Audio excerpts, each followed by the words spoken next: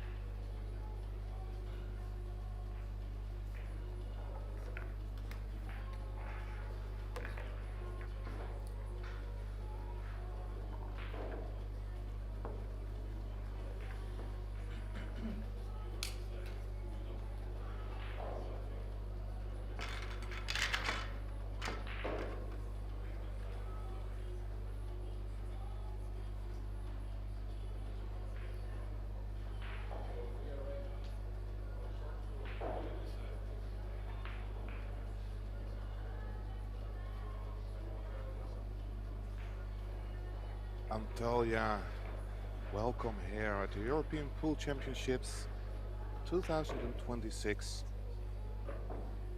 You are watching around one match in straight pool, a race to 100. And at the table this very sharp cut shot which is being denied by Silvin from Swiss. And he is up against the elite player from Turkey, Ferdi, who is now back at the table. So this match has just recently started. My name is Joris van Amersfoort from the Netherlands, and I will provide you some commentary this match. And yes, what can I say? 20-year-old Silvin, a young talented player,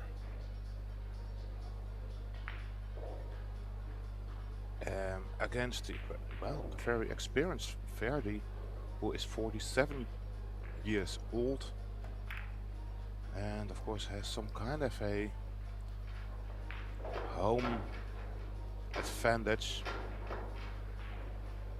And especially in straight pool, you can maybe already see with this mistake by Silvin that experience can be a very interesting tool to have. Silvin with his incredible technique should be able to run high breaks, but Ferdi with his experience and his safety knowledge can be a tough opponent for him.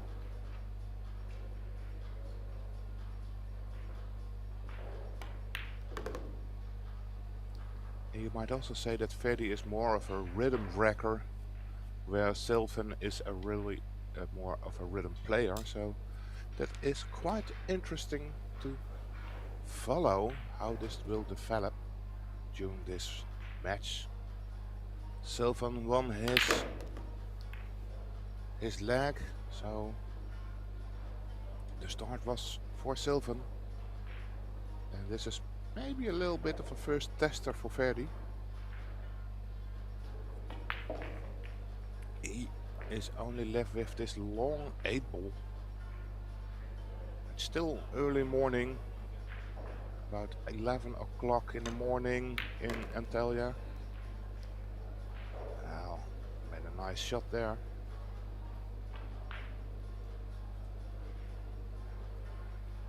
Looks like he's forced to take on the combination, the 9-1 combination. Need some accuracy.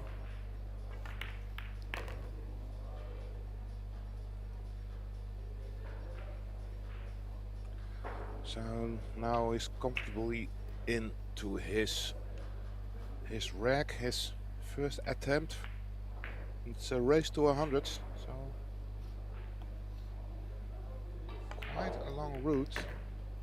And this will be a race to 100, I think, up until the single elimination part. In later stages we will go up towards the 125.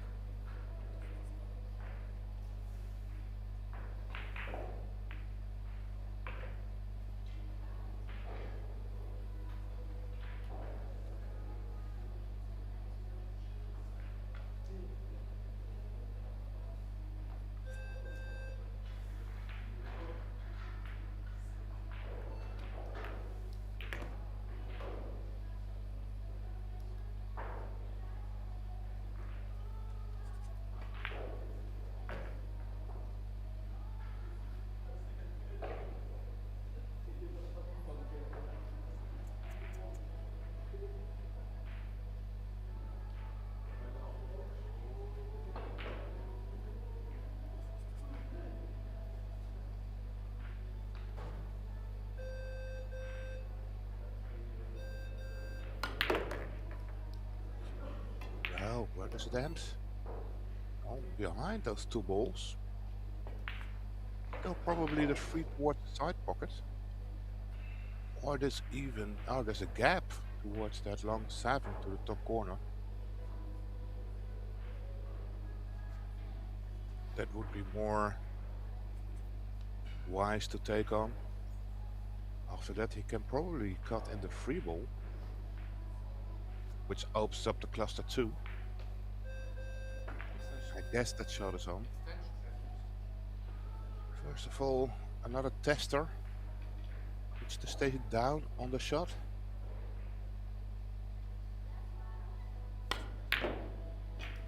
No, he didn't. He just moved quite a lot.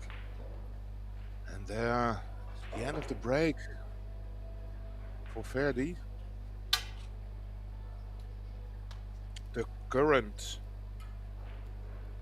European Championship 2025 at the seniors at 9 ball and 10 ball. At straight ball he finished 33rd, so it wasn't a result if you compare it towards the 9 and 10 ball. And this is quite a nice starter for Silvin. I think he can take on this free ball. I think the angle is perfect. Maybe need a touch of inside English to open up the angles towards the pocket. And that's a nice kiss too. So Silvin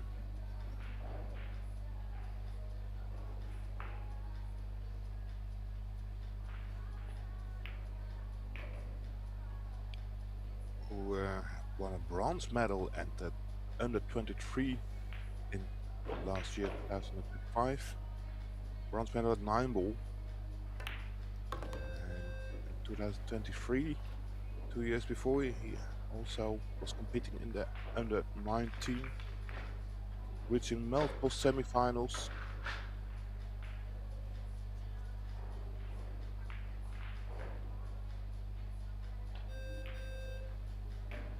Now if you take a look at the break ball, I would say that the 15 ball is the only ball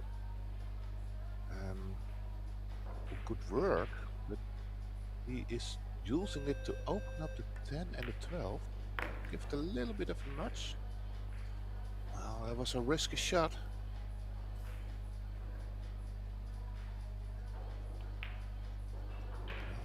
He's straight on the purple towards that corner pocket, that would be an option, but if it's not straight in, looks like he's forced to open the 10.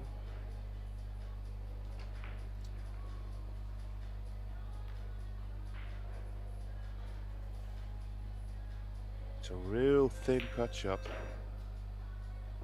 Still no break ball left then. Oh, is the cue ball going? Oh, he got lucky. Raised his hand. Now, what will be his choice?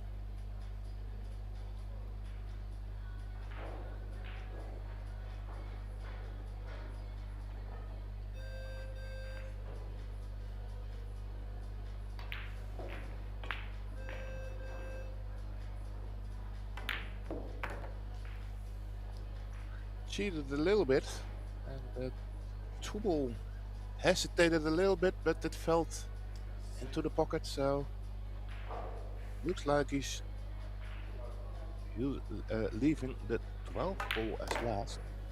And as you can see, the 12th ball is inside the rack, so he decides to bring the cue ball all the way back.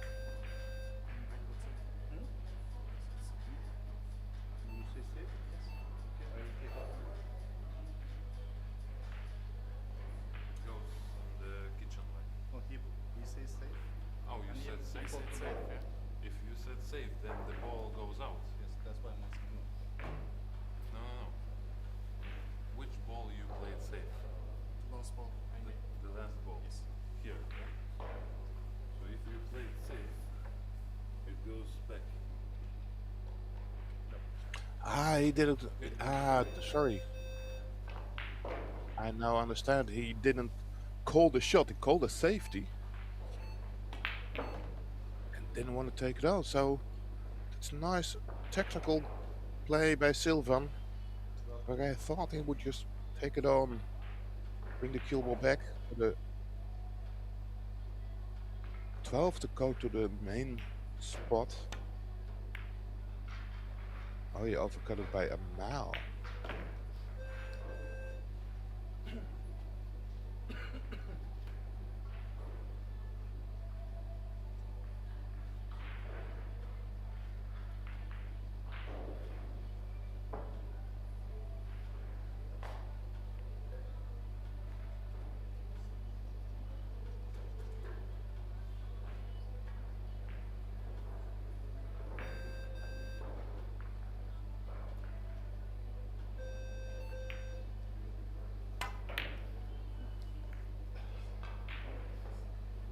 Also, Silvin is making some kind of a mess of it. Try to cut it from the rail.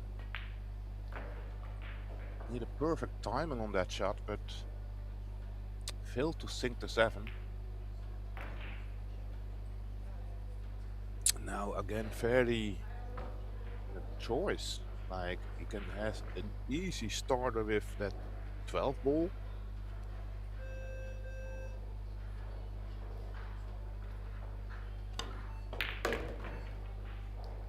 Now, how does he finish on this 12? Looks like he's going to finish with a little bit low angle. He is, and that is actually a nice break shot. A little bit too straight on it, but he can draw the cue ball straight into the pack. Difficulty will be that he is entering the pack from below, which makes it very hard to find some action in the pack and get the cue ball out of the pack. But these gloves are still brand new. The balls has been polished nicely, so with a little bit of contact there might be some enough action to continue this rack. As you can see, the balls are touching the table, so it's always a nice tight rack. And you can see he's looking to go into more the edge of the pack, so about the in between the purple 4 and the red 3 ball, which leaves some action in the cue ball too. The energy doesn't go all out into the pack. Maybe you can get the cue ball out of that too. Oh, he only scraped that 3 ball. That's also, I think, due to that new cloth, that it really slides away from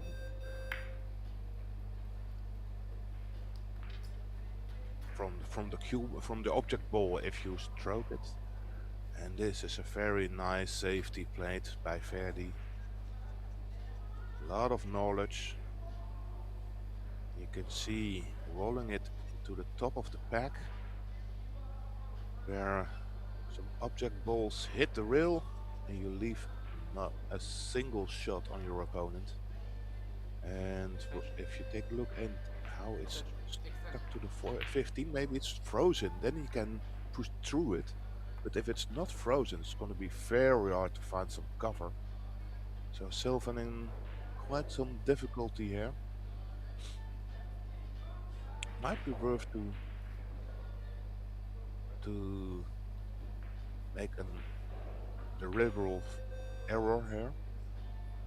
Looks like it's frozen to the 15, so we can just push it, but no. This 9 ball cuts in.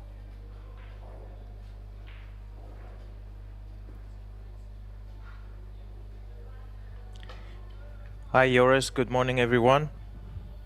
Hey, good to hear you, Arya. Welcome everybody. This is my dear friend Arya Sarabi, who joined me in this commentary booth. Good to have you here, my friend. Thank you. I've been following the game via YouTube. We had a little technical issue, but that seems to be resolved.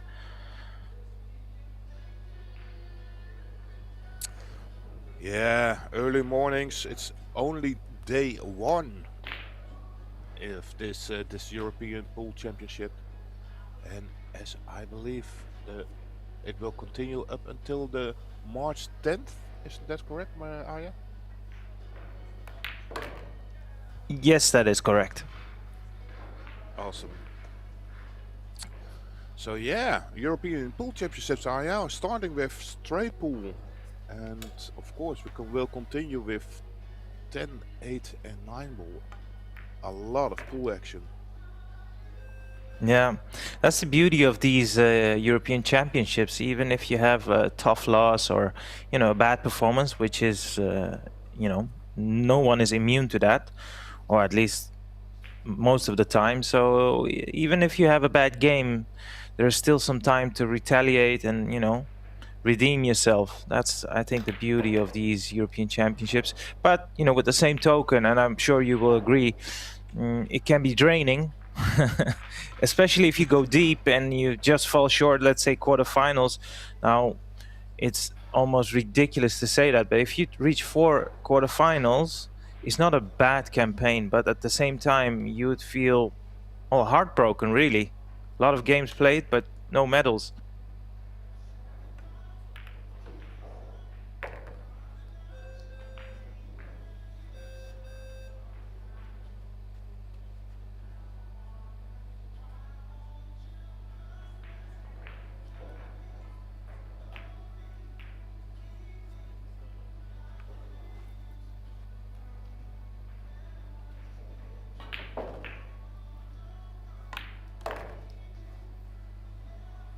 It'll be interesting to see if we can see one of these players to get on a run.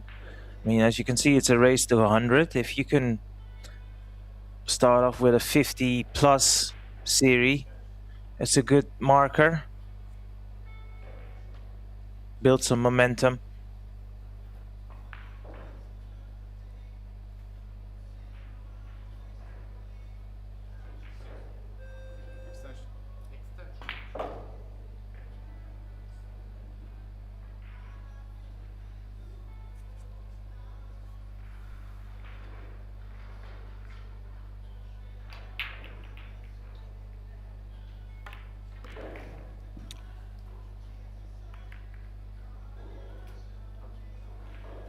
Right, nice shot. Nice kiss too there, and can continue at least with the 10 ball. And maybe the 8 ball is outside of the rack. I think it is, so that would be a perfect break ball, isn't it? Yeah, absolutely. You've got the 8. You could even use the 5 if things go wrong in the positional side of the game. And I wouldn't be surprised if he tries to nudge either one of the two balls. I believe it's the 11 and the 14, although he's looking at the combination now, so that might be off the plans. Yeah, 11 and the 15 indeed. But yeah, I think he's playing for the combination indeed. But you were right, you know, you can, from this visual, you can see the 8 is clearly outside of the rack, but it's in the perfect spot as well. So it'd be very surprising to see him go for a different break shot than the 8. Yeah, combination, maybe a hold for the 2 ball. Just gotta be careful that the 11 doesn't stay in the way of the 2 ball. I took that out of the equation very nicely. Drawing it back a little bit up table. He's looking to slow roll this and hold the cue ball for the 7 and the or 11 into the same pocket. Yeah, you just need to play some left spin. Maybe use a second rail just like that. Thought he could have used a little bit more side spin, so he's a bit closer to the rail. Shouldn't cause too many problems for him, but it just makes shots a little bit more awkward.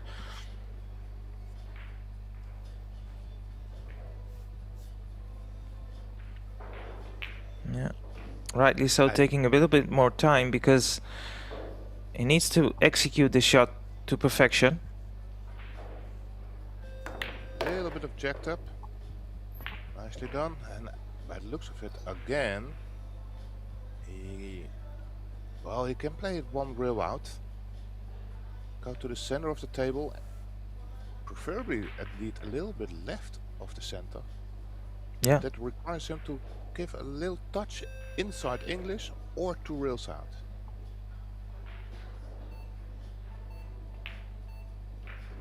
Going for 1 rail. That leaves him a little bit more straighter than he wanted. Yeah, you made a great point. Ideally, you would have liked to just cross the left side of the middle line. Funny enough, he's now on the right side, which makes this angle on the 8 well, a little bit too straight for my liking, but I think he can still power this in. Yeah, to be honest, I think he can, but the danger here is that you, if you're so straight, you are maybe forced or attempted to go with top spin into the rack, and with this kind of low angles hits on the pack, the cue ball attempts to follow the object ball into that corner pocket on the bottom Exactly. left. So I think it's quite some danger in that shot. And to stun this, well, it's going to be hard to get the cue ball out. Let's see how Ferdi is approaching it. First of all, he was trying to get the table a little bit cleaner. Might be some glue after they've finished the rails. Also interesting, the balls are not tapped, so they're actually racking, you know, the 14 remaining balls manually. Oh, Usually on these, they're not tapped. You're sure about that?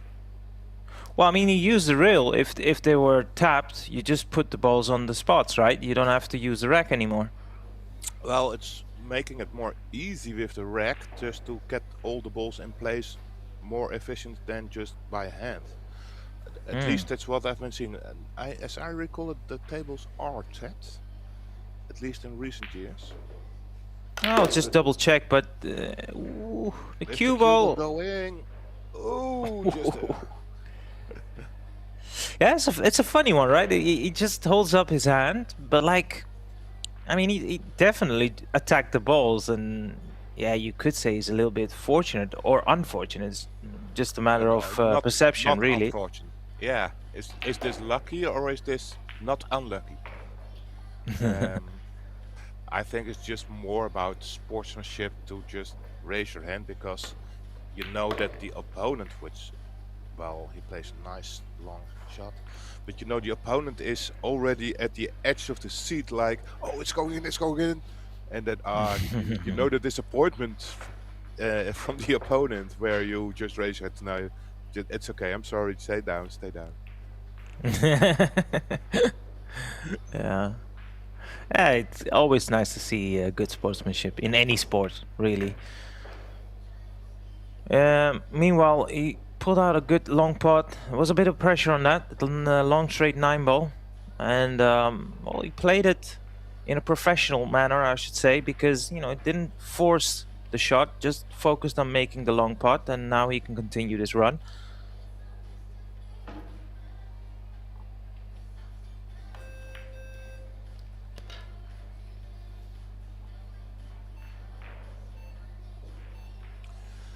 So after a little start from Silvin, it's Ferdi who is taking on the lead in this match. And Silvin, who has probably the better technique, is probably more of a high runner who has had quite some maximum breaks straight pull above the 100. Where Ferdi is more of an intelligent player, experienced player, and by the looks of it, it's Ferdi who is going into the first real lead in this match. Do you also think that Ferdi is the most favorite player to win this match, Aya?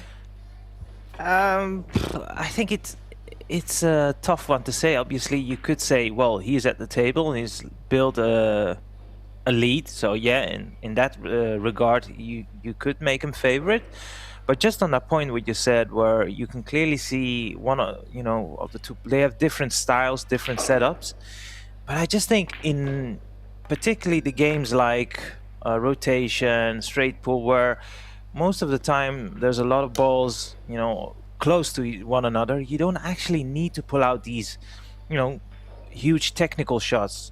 It's about craftiness, it's about little nudges here and there, knowing about which path to take. So in that regard, I always think, the little bit old school players, they might actually have an advantage. And it's very, very weird for me to say, because I'm a big fan of good fundamentals. But, in this part, I'm thinking, well, as you can see, he's not made any tough, power shots. Most of them is just little tap-ins, a little, stun run-through. And you can do that even with a loose cue action. But if you have to play, multiple tough long pots, then you need a good power stroke. So I don't know if I've answered your question, but to say is he's got a good chance. He's got a very good chance, Ferdi. Yeah, and what you're saying that in, for example, 9-ball or 10-ball, the odds could be different. But here in straight pull, where a perfect technique is not being punished directly, as long as you do a nice cue ball control, a nice pattern play, you could be still the better and the winning player. Yeah, I would say so. I think in some, like with 9 and 10 ball, the balls dictate the shot, the next shot. So in straight pull, you can really manipulate the table, if for lack of a better word, like you said, with good cue ball control. Whereas with 9 and 10 ball, sometimes you just have to play the tough shot. And the one thing I always feel like the players with the little less modern technique struggle with are the power shots. So if for example, if they have to play a long pot with a lot of topspin or backspin, is usually the type of shot that catch them off. But he doesn't have to play many of them in this discipline. Ooh, that just went in, but it found gravity. Perfect angle on the 3, by the way. You just put this in the middle. I thought, well, he's going. Is he going top left? Yeah, those side pockets are deceivingly tight, and maybe you can already see it from this angle. But it's absolutely worth it to shoot it in the corner. I mean, this is a very tricky, very thin cut shot as well. I mean, if you put it in the middle, you don't have to put it hard. At least the cue ball would be at least a foot towards the right. Makes 5. Well, we'll have to see. I mean, he took it on quite fast here. You can see he's using the rack. Well, they might be tapped, like you said. Yeah, I Joris, think it is, and they just used the rack a little bit to get them close together. And yeah, he took that last free ball towards the corner with a little bit under pacing. He could stun it a little bit more powerful, but this is also Ferdi Özdemir style, not pushing a lot of power, just all in control. But yeah, he's now still looking at the potting angle, where I would also understand if he's playing safe, which also Silvin did at the beginning, who had a similar angle and he didn't take it on. And now most probably Febr is regretting it. Yeah, and I'm not saying this to be disrespectful to him, but I'm not surprised he's missed that 5-ball. That was a very tricky shot. A little bit too difficult for my liking if I was at the table. And it's not like he had different options in the penultimate ball. So yeah, he left himself a very tricky shot. And I'm sure Silvin is very relieved because, you know, he's 22 balls in the rears. So he needs to close the gap as soon as possible.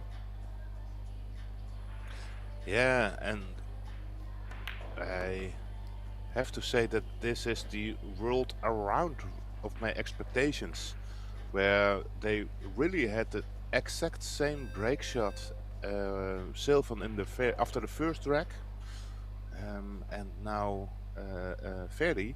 But I would have expected that Silvin would have been taking it on, and Ferdi would have played safe. And in real world, it was the other way around. So funny to see.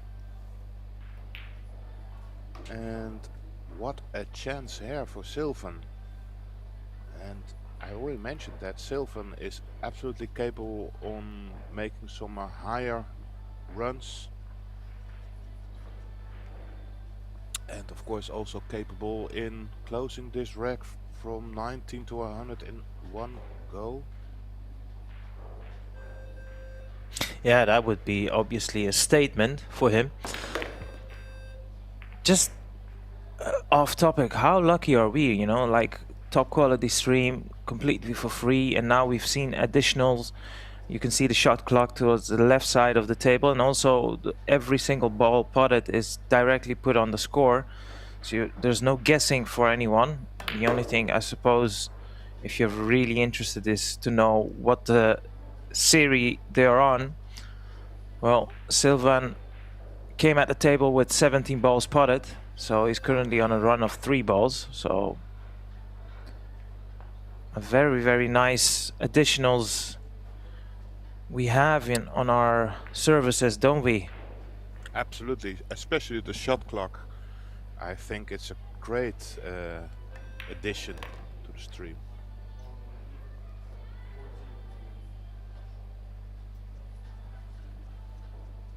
Again, I also like the venue where you can see the green lights in the background, and there are a lot of pool tournaments, especially in the early stages of the tournament, where you most of all just see some empty seats, and I do find this way more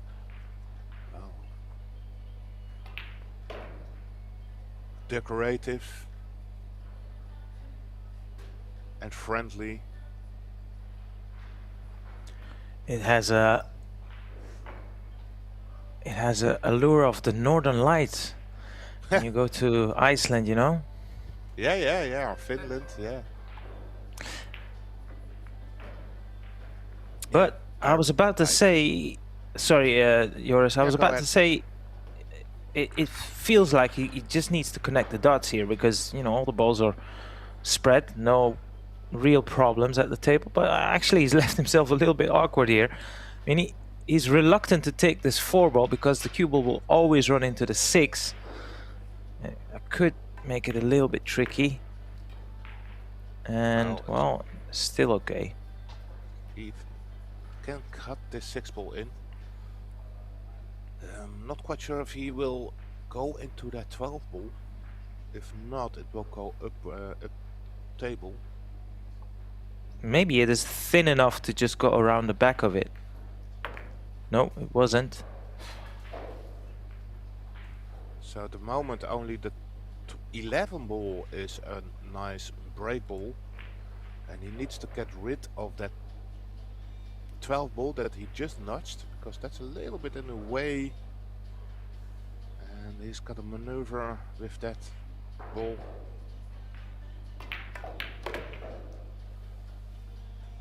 Yeah, alternatively, he could even use the 9 if he wants to.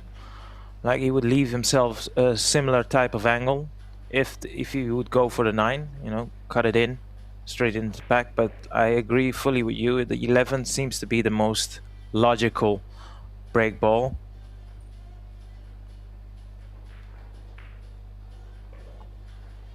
Probably take the 2 out again. He will have that 12 ball as a little bit of an issue. Looks like he's taking the 9 ball out of the equation right now, which also shows that he will choose 11 as a break ball. Of course, there are so many routes available in straight pool. It's pretty hard to comment on a match and then try to predict all the shots they're playing. But by the looks of it, 10, 15, 12. That will be the order of play. 15 towards the same pocket. He's looking for a straight angle, and he failed to fall straight in. Because if he went fell straight, he would be able to play a stop shot and shoot a 12 in the top, in this right side pocket. I think he can still hold it, but he could even stun it in between the gap if that is necessary. Indeed hold it. But let's have a look at the angle he's left himself here now on the purple. I don't know even what number is that? The purple. It's a 12. It's a 12. Okay. Isn't it? I'm not sure. I just know the green is 14. I just know the green is 14, but 14. This is. No, it's because of the different brands. It's been sponsored by Aramith, and Aramith uses normally a. Yeah, it's good. He's there. Normally yeah, continue. Sorry. Or a pink or purple 4-ball, where purple is the non-TV color and pink is the TV color, because purple and the blue 2-ball are too close for a television to see the difference, so they changed the purple towards pink for the TV series. But afterwards we had some whole new brands developing balls with different colors, which makes it quite annoyingly difficult to, well, know exactly, or to make some mistakes. But as far as I can see, the purple 4-ball is in the center of the bottom row, and this makes the stripes purple the 12 ball.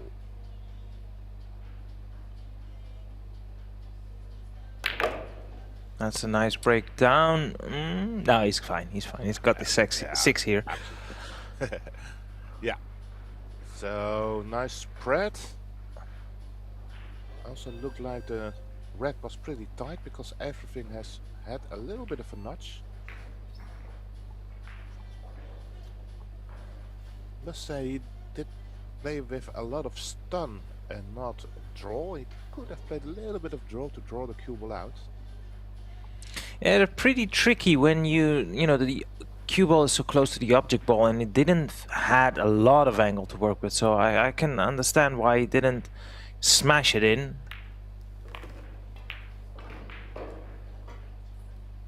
Also, the 8 must go. 8 ball, which is a little tighter, I think, but he deliberately played for it, so he must feel comfortable with it. I think it goes easily, actually. Some of the, oh, can you see the 15? Well, the 14 is on.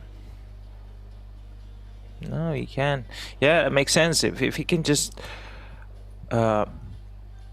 spin this in off the rail. He would have an option of the 4 or the 9. But maybe it's a Well, little bit tight. yeah, I think so.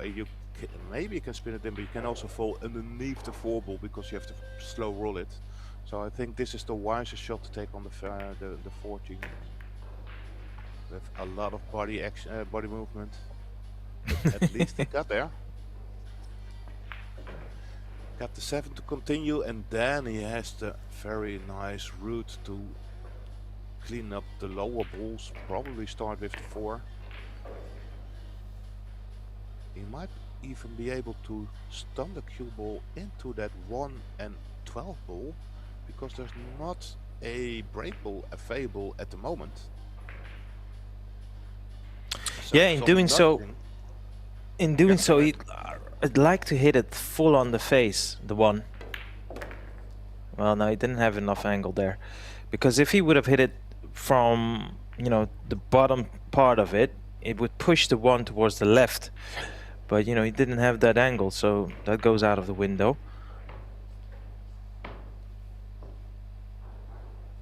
Going up table from the 10.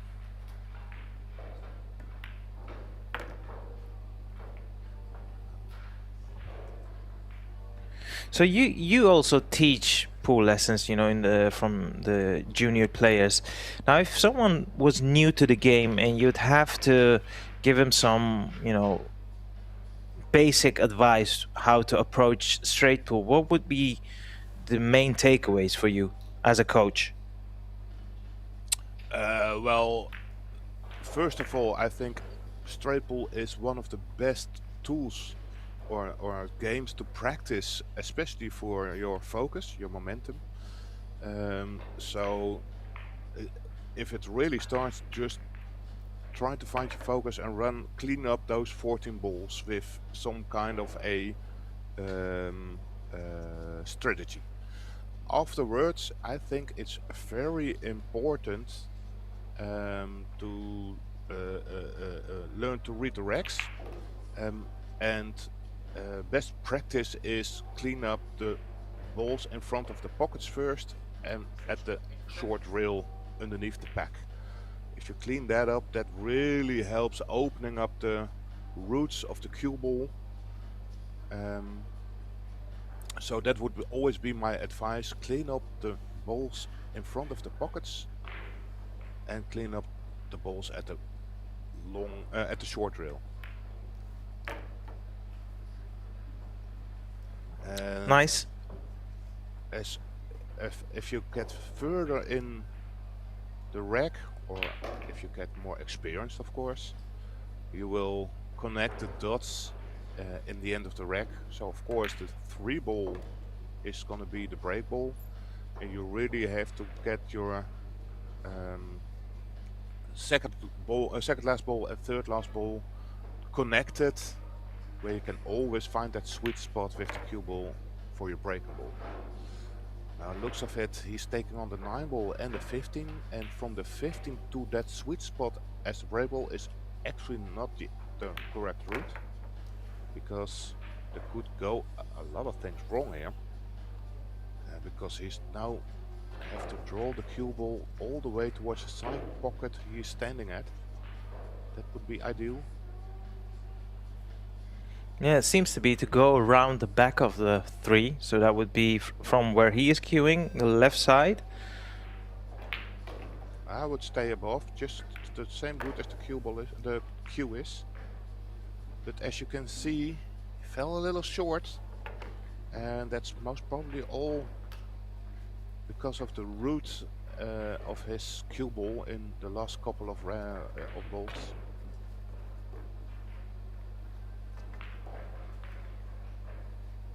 So I also think he might take a little bit more time in planning that route. If it's not very straightforward. Sometimes it's really straightforward. You've got quite some balls sitting in front of the side pockets which you can use to find that sweet spot. But sometimes it's a little bit more difficult to find it, and it's worth taking time to get that strategy and that routine to your head. So far this free lessons from this coach. For more, you need to subscribe. Ooh, what a Oh. miss there by Silvin. It's actually the most painful miss, isn't it? In straight pool is where you develop the pack and you basically hand over a great chance to your opponent. It's the worst miss. Pity, because he was on a nice run. He was, and of course I also think it was a little bit of positional error. He left himself too straight. He missed it because he, well, was looking for an angle which wasn't there. You know, he overcut it, and that's mostly due to try to compensate the error before, which can be deadly.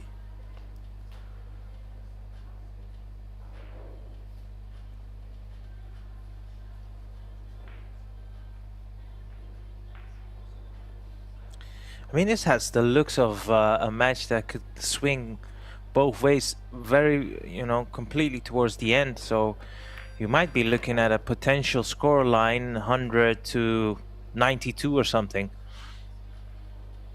Yeah, most definitely. And I do indeed expect it to be able to go all the way down the wire. The only thing is that if Ferdi is going to make another mistake quite soon, then Silvin can probably run away. The other way around, I don't expect Ferdi to be able to run away quite easily.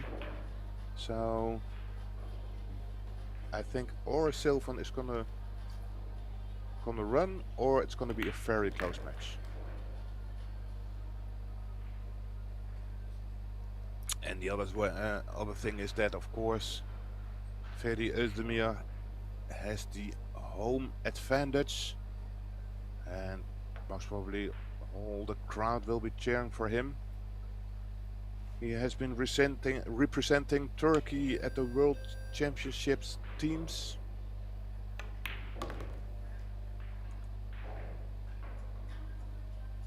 I think just found a nice shot on the 12, isn't it? Well, the intonation of your voice is expressing that you're not sure, and I'm not sure either when I look at this, but you would think he can see the 12, full ball, and it is straight, so maybe, no, I don't think he will draw into the pack after one. That's actually a bad shot if he wants to risk that. So yeah, I think if you connect it, then if you make a stop shot on the 1, you have the ideal angle from the 15. Now he didn't go for that shot. Now maybe the 6. Yeah, cut in the 6 and go from Run the into rail to the pack. Yeah, Got the 11 ball as an insurance ball. it's one of those, you don't have to hit this hard. As long as you make contact with the 10, the pack should split open. Yeah, you keep this shot easy. Yeah. 11 is always your insurance ball. Yeah, Now this is. Yeah, go ahead. Yeah, this is looking nice. I was about to say he's got the 4. That seems to be the obvious break ball. If not, he could even use the 14, the green stripe. So yeah, if he can just take out the 2 ball, which is a little bit congested, the rest Yeah, seems to be a formality. I really like what he's doing here, because he immediately played for this 2 ball, which indeed would have been a difficulty. And now that he has taken away the 2 ball, it's all open. And I would like to leave the 1 ball as my key ball, which means that that will be my last ball for finding position, because from the 1 ball it would be the best way to find that sweet spot for your break.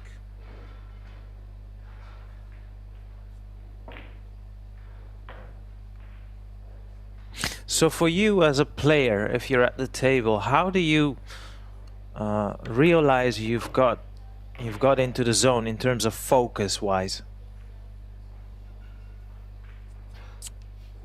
To me, I know I'm there if I am only in my head. I'm only busy with my plan, and I'm not distracted like actually what's happening right here. You see that face expression and this, oh no, because he kind of blew his position. He wanted to through. But if you're really in the zone, I'm just there accepting everything and only busy with my goals. To me, if I'm not busy with anything else, that's where I'm in the zone. That's the same for you, Arya? Yeah, obviously what you're saying is full focus. So yeah, I would definitely agree. I think with me personally, I know I'm focused. I'm in the tunnel vision focus where time and so two things I know that I'm in ultimate focus is cue ball control. It's something I try to emphasize on. So if the cue ball is almost perfect, 8 out of 10 shots, I just know I'm completely focused. And the other thing is time. Sometimes a series or a match can be over a lot faster than I actually thought it was. So for example, you're playing and next thing you know you're already on 50. For example, you're playing straight pull, right? But I've had times where I thought I was only on 16, and then all of a sudden you hear 50 and you go 50. Like it's gone that fast. That's for me the two things that I know I'm really focused at. The cue ball is on point and the scoreline just changes faster than I thought it was. Right. So a break off by Ferdi. And this is a nice result. And even though he has lost his focus a little bit, made an error, but he recovered from it nicely. He can continue with the 5 ball, stun it towards the 2 to shoot the 1 in the same pocket, and build up from there.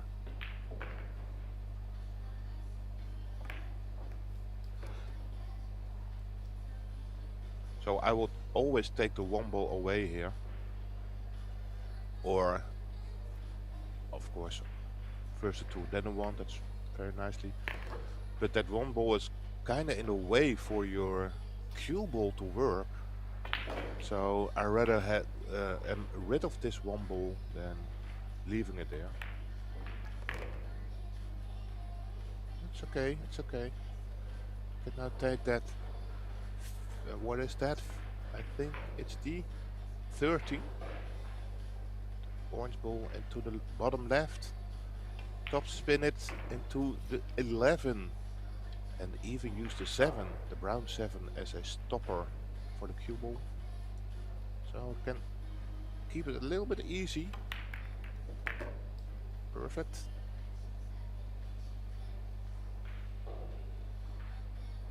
Now that 8 ball is of course a nice spot for a break ball for it, but to be honest, where it's the rack is right now, I would not try to save it. I would rather use it to open up the last few balls there.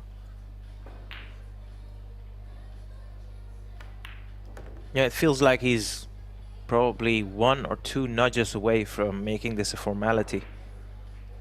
Yeah, and I would use that 8 ball to open it up. If you can get a nudge from the 8 towards from the nudge into that cluster of 2, the 3 and the orange, that would be ideal. Taking on the 6 ball first. No, I would have taken a 10, I think. He's now also on the 10, but really straight, so I'm not quite sure if you can nudge that 3 ball. Oh, you can throw it straight in. That's perfect. A little bit too powerful. Yeah, he's landed a little bit awkward. I mean, the putt on the 3 is not that difficult, but he needs to dig down on the cue ball. I mean, Or he's... topspin it. He's now taking a look at it. You would draw this? Yeah, I think... Yeah, I think you can control the cue ball a bit better that way, because if you play the topspin, the cue ball is going a little bit closer for my liking towards the corner pocket, but also it's running towards the 3 balls. So if you draw it in, hit the bottom rail, and that is a lot easier to control it. Although you have to make the 3 ball. That's an annoying miss for him. Yeah, annoying miss, but he was building some momentum, and now it's not built a high enough gap, I would feel. It's only 16 balls, so. No, and it's quite a chance he had, because with his last shot, that 10 ball into the cluster, that really opened up the last couple of balls in this rack and keep his momentum going. I think he just overpaced it a little bit, where the cue ball got drawn all the way through that cluster towards that long rail. And it's Silvan Starkerman, the 20-year-old Swiss player, back at the table.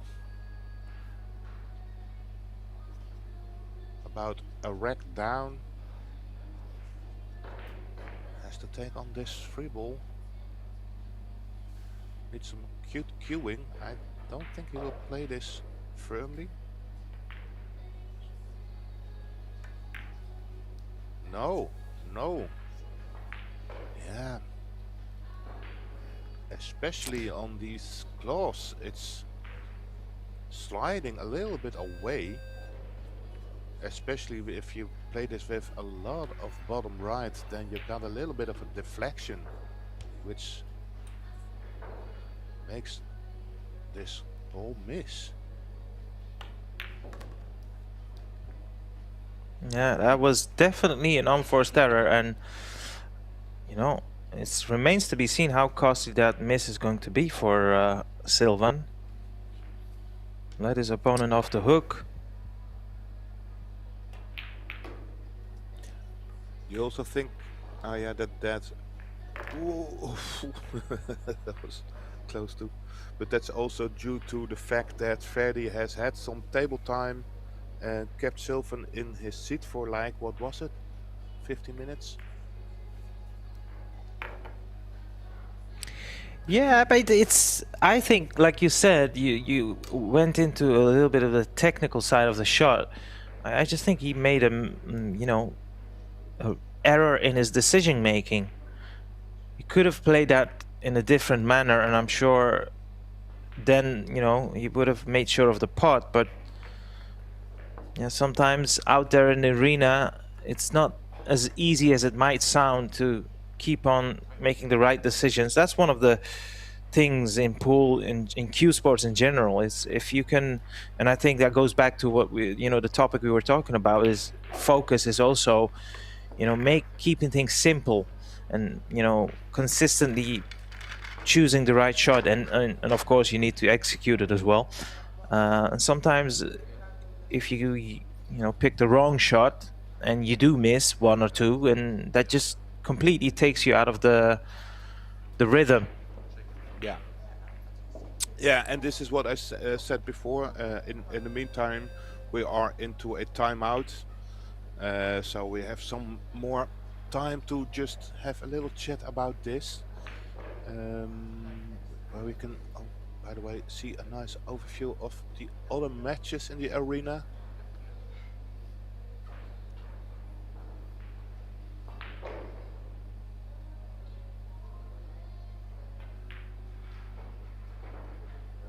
In the beginning of the match, I was already telling that Silvan is more a kind of a rhythm player, and Ferdi could be a little bit of a rhythm distortion player, where if you are into some kind of rhythm, he can really disturb it and get you out of that rhythm. And I think with a lot of experience that Ferdi has, he is not so much, well, sensible for, well, when the rhythm is out of the equation.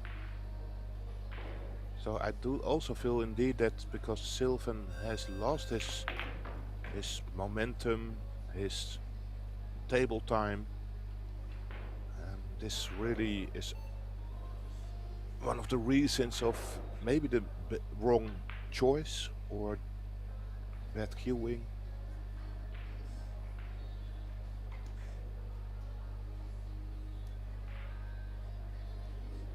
So here in Antalya, Turkey, we have a lot of pool action for you. Of course, starting with the European Championships, which has started today, up all the way to March 10th, and straight after this we have the Euro Tour, Euro Tour Antalya, which will be a 8-ball edition. We have not a lot of 8-ball Euro Tour events, but this time we have one. So a lot of pool action, and I hope you enjoy this free stream provided to you by all the sponsors, of course, Predator, and organized by the EPBF. In the meantime, Ferdi did not take a lot of advantage of that mistake by Silvin. He already missed his break shot.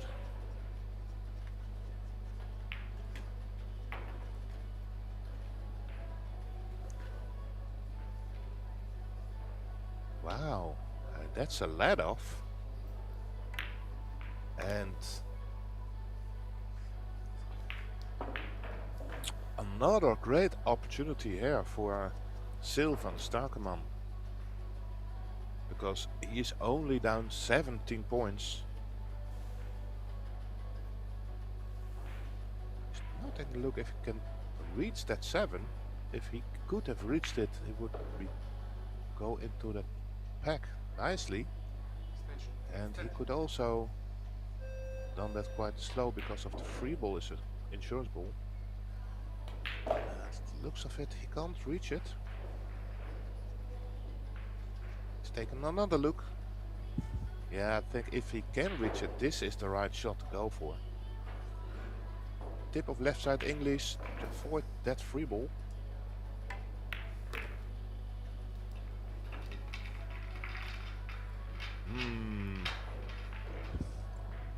Well, he can continue with the 1 ball. Maybe Or the 14. Or the 14 to the middle. To the side. Yeah. Maybe a personal preference. I think I still take on the 1 ball to the corner. Because these side pockets, they are way more tougher than it looks from the camera.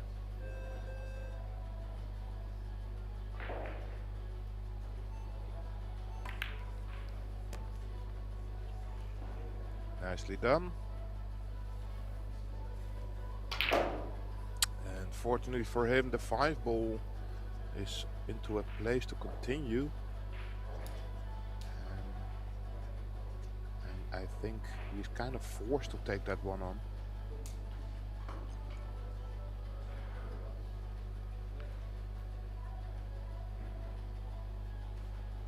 Oh, he's taking that cut shot towards the side pocket. And in doing so, you'll try to develop the pack here. And nothing really happened, but he's got a couple of shots towards the side pocket. He's not looked at the 15 just yet, but that is a, you know, straightforward tap in. But of course, by taking the 4, he can go up table, I believe, or well, he's queuing down, so probably not going up table. Yeah, you said 15 is a straightforward shot, but even from this angle, which is quite a nice angle normally, that side pocket is really tight already. And I predict we're gonna see quite some misses this whole European Championship towards the side pocket from an angle. Sounds like you don't have a lot of trust in these players, do you?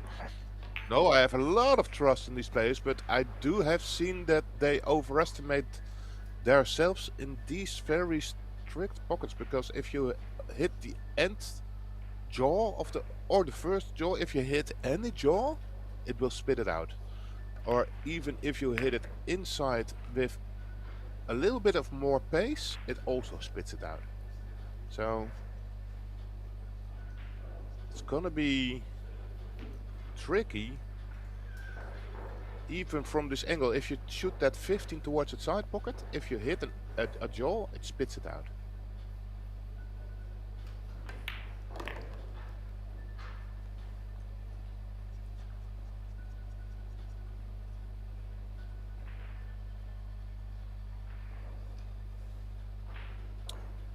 Right, 15 is, do you think, oh sorry,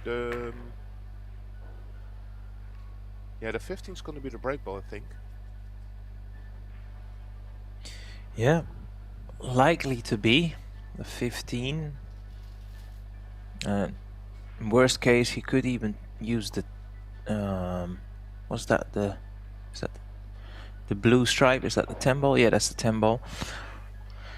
Worst case, he could use the 10 ball if he, you know, doesn't fancy a nice angle on the 15.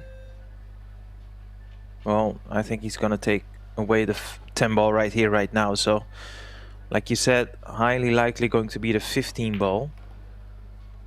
Might use this opportunity to get rid of the 5 there. Use the angle to swing the cue ball off the side rail, up table. Yeah, but the 5 ball could also be a cue shot if you wanted. He's not picking it up. But from this angle, it's gonna be maybe more easy to find a sweet spot on the 15 than from the 2 or the 11. But we're not gonna find out. Probably 5 to 11 is gonna be the route.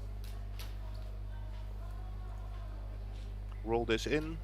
You normally want to find a spot low on the 11 to stun back to the center of the table. Not quite sure he has too much angle for it. I think so. I think he's gonna. And no, he found that little gap underneath it. So that's nice, nicely done. Stun it towards center of the table.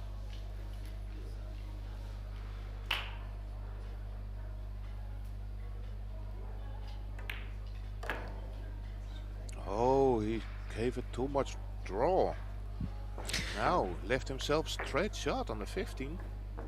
In the words of the great 7 times world champion Stephen Hendry, butchered it.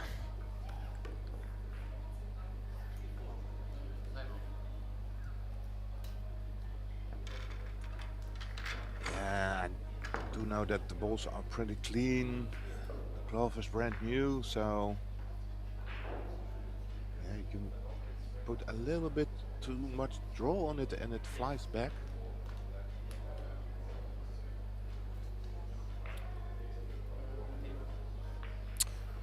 So after a timeout from Silvin, it's now a timeout from Ferdi Özdemir. And as you can see, the referee is asking Silvin, do you want to sit down and sit your timeout until Ferdi is back, or do you want to continue? And he said, no, I'll continue. Knowing that he's going to play safe anyway.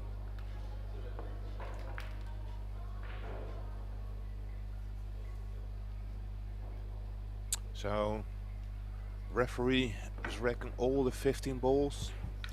Now I know for sure they're not tapped, because if they were tapped, she would just put it on top of the rack.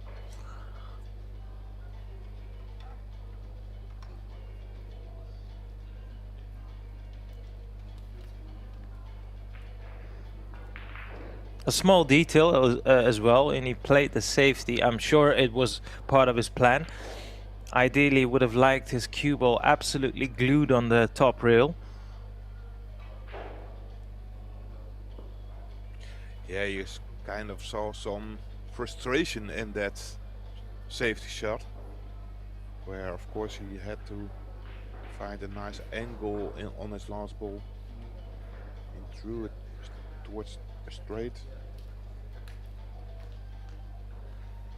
I always sound like a broken record, but how good is this setup, man? I mean, look at this. If this does not entice you to, you know, try and compete in one of these Euro Tours, I don't know what will. I mean, it's absolutely perfect. The lighting, the tables, the balls, the venue, very, very professional. Yeah, I think not only the European Pool Championships, but also the Euro Tours are one of the toughest competitions to compete in. You've got an amazing venue you stay in, and I think that these Predator tables run very nicely.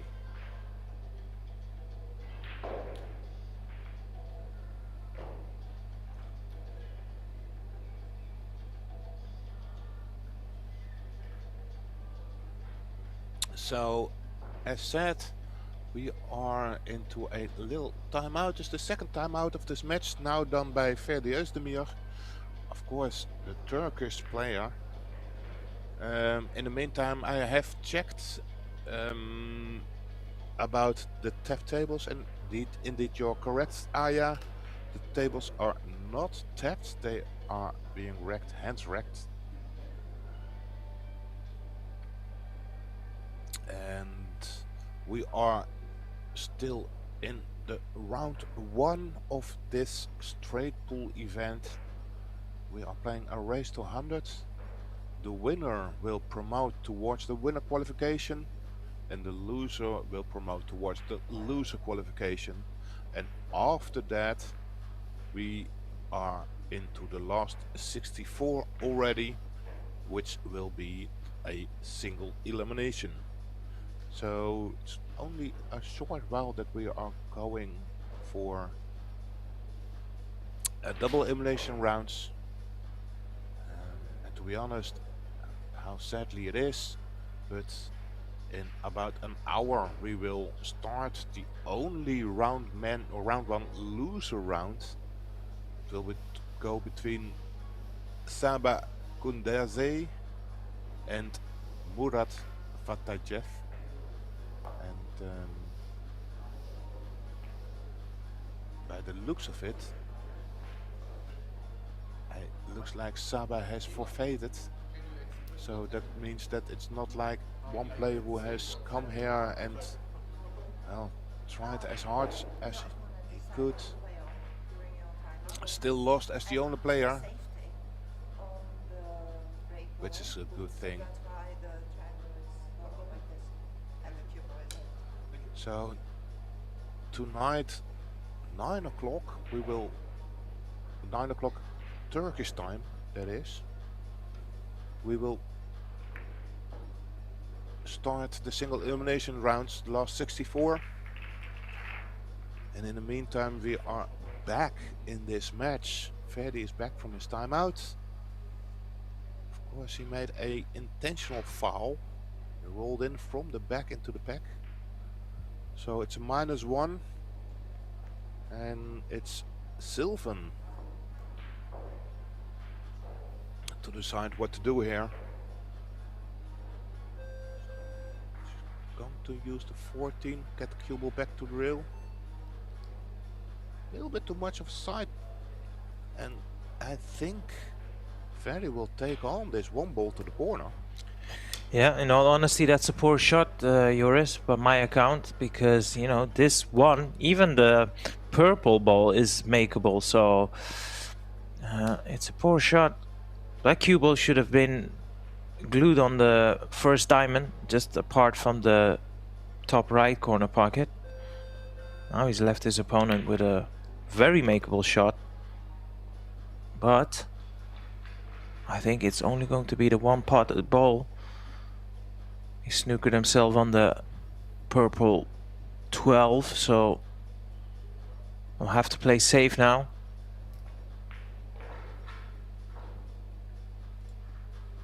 Yeah, to be honest, it's the second time that Silvin immediately went to a bad response after a first safety by Ferdi. And Ferdi knows that he is probably the master of the tactical game.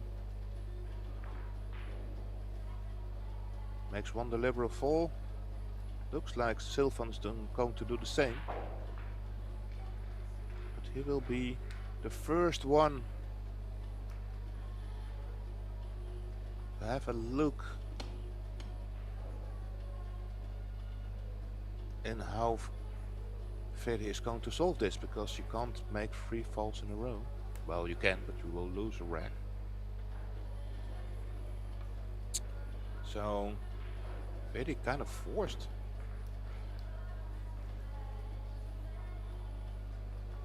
Done that nicely. Oh, he's back at 0 in order of a free fall rule. This forces Silvin also to make a valid shot.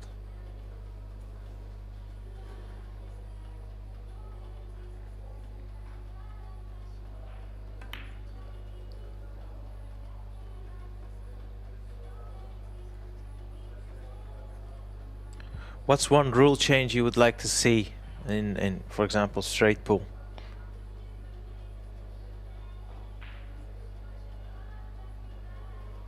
I'd love to see a shot clock, but we already have it there. And in many tournaments, actually all the other tournaments, we don't have a shot clock. To me, I really like some kind of a rhythm, also for the other players. Now further, I really like the game a lot. Is there something you would have seen change, Aya? I would say the deliberate foul. So any fouls, just like with 9 and 10 ball in hand, it just, you know, it just keeps the game going. It's the same. You know, I have a snooker background. I hate the roll-ups, so you can easily eliminate that by saying, just like with 9 ball and 10 ball, you have to hit a rail. Then all of a sudden it becomes a bit more tricky. You have to be a bit more creative as well in playing safe. The roll-ups, they just stall the game, you know, for me. That's the only rule I would do. And of course, I'm always in favor of a shot clock. There is no reason at all to take more than 30 seconds per shot, except for one or two very difficult tactical shots. Yeah, probably personal preference. I completely understand that you're saying, and indeed it's stalling the match a little bit. I'm maybe a little bit more of an old school player, where I can also enjoy the fact that we are into some tactical, or the fact that especially on the pro pro level, where you got stuck and you just take that free fall, you take that rack down and you start all over, and you better give a rack away than an open table towards a professional.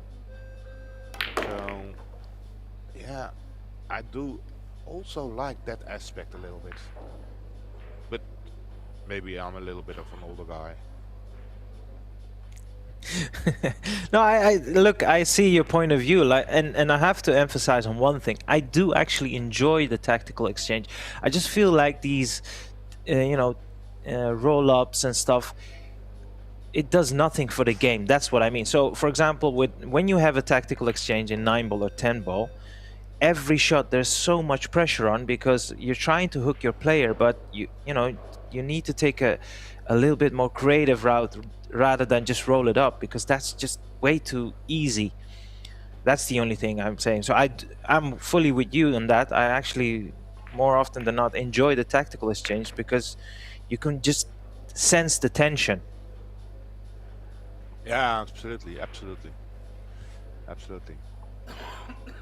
In the meantime, Silvin is working his way through this rack. He developed the 5-ball nicely as a break ball. That purple 12-ball is nicely as a key shot. So all the 3 balls at the right side of the table I would probably leave as last.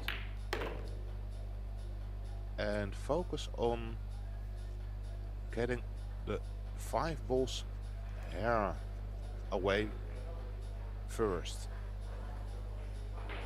Now that 3 ball is a little bit annoying because that's really in the spot for the 6 and the 11.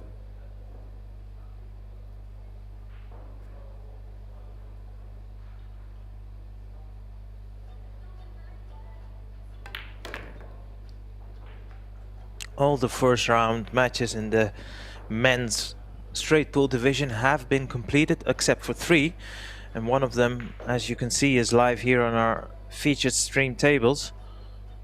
So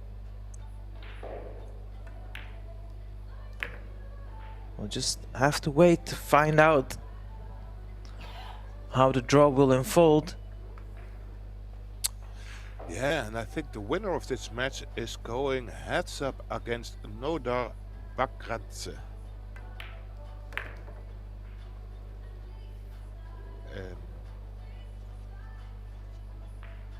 If I am correct, and has to play 3 o'clock this afternoon.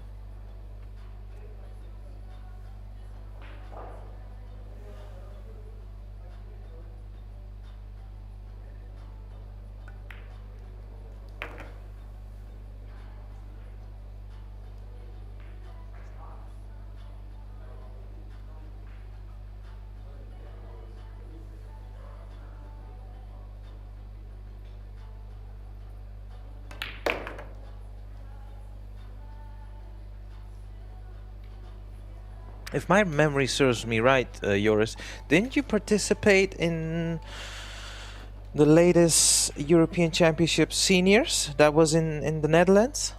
Yeah, I did. Yes, I really enjoyed playing there, and I also had a lot of trouble with the new cloth and the polished balls, which was quite new. But indeed, I played there, and that's where Ferdi Özdemir won his gold medals in 9 and 10 ball.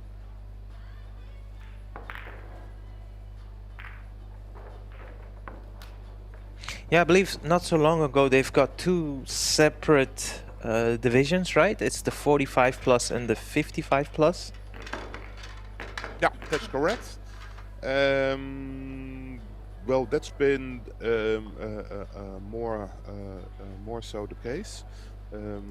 Maybe what you are referring to is that now more national championships, as also the Dutch championships, are working his way towards that that split.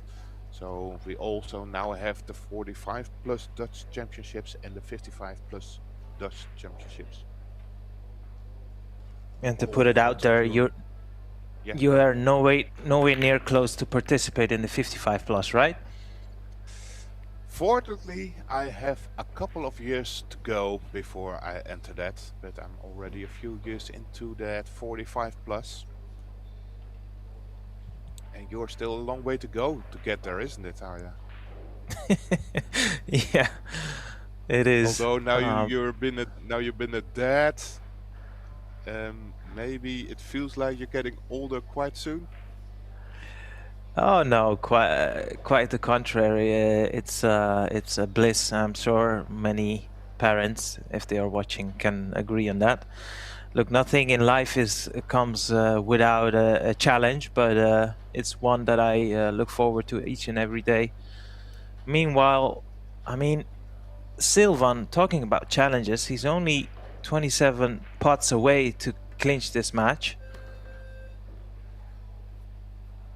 So basically 2 full racks and he sealed the deal.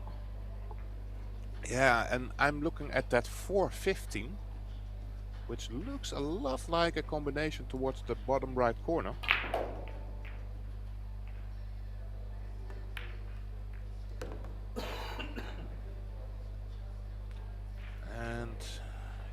looks like he's not taking that to open up the cluster. And he's taking on the 10 ball. Doesn't have a lot of angle on this 10 ball. So he's taking on the extension on his cue. Maybe he's going forward, I'm not quite sure. No, he's going backwards, so he's probably stunning this into the 7. He is. Not out of the woods yet. In the meanwhile, yeah, go ahead. excuse me, no, you continue. You were talking about the game. Maybe I was finished. I don't know what to say anymore. He has only the 15 and the 7 to continue, and he's kind of blocked on his 15, which would be the easiest shot. So he might. I think it's the 13, but the orange stripe, you mean, right? You're correct. Yeah, you're correct, Arya. Yeah, I think because it's hampered queuing, like you said, the 7 seems to be a little bit easier.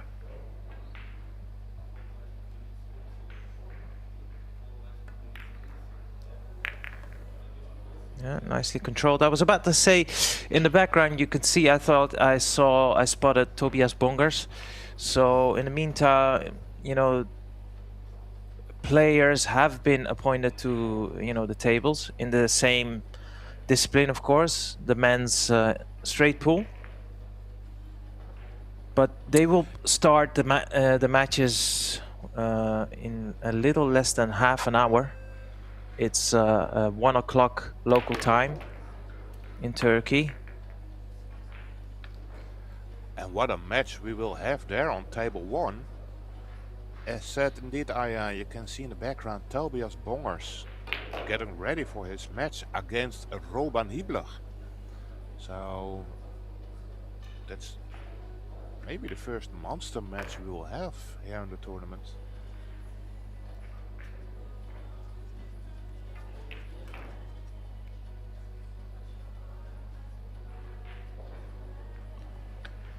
Yeah, indeed, but there are a couple of other corkers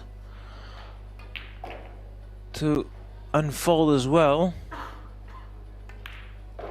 Not a lot of Dutch contingents in this European Championships, but one player I'm sure many of your followers of the Pro Billiard TV would like to see in action, and I'm certainly one of them, is Felix Vogel, the young rising talent from Germany.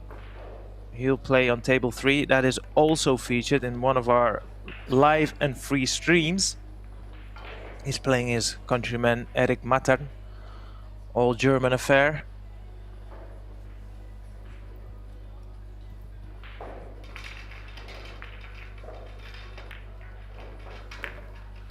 In the meantime, Silvin going now pretty fast towards that finish line. 83 against 64, and I must say that in the beginning I was looking to go the Ferdi's way, but also where I predicted if Ferdi is giving too much of easy shots against Silvin, then Silvin is probably be able to just get some higher breaks on the board and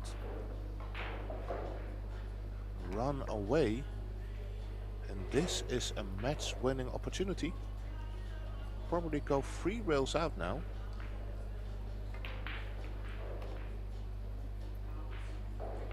To find a spot above the side pocket for that green ball. Needs to slow down. Needs to slow down. Needs to slow down. It's okay.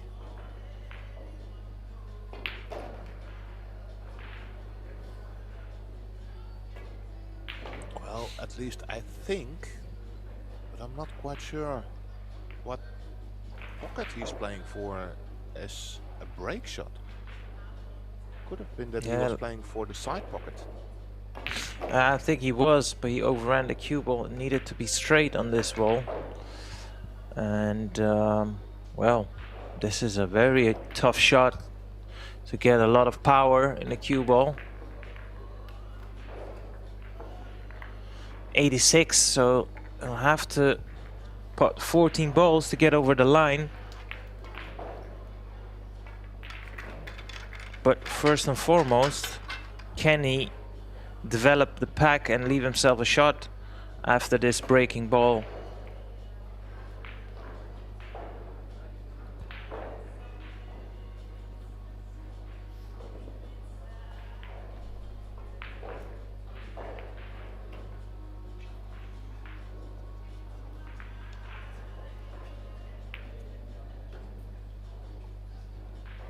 Good shot required here, Joris.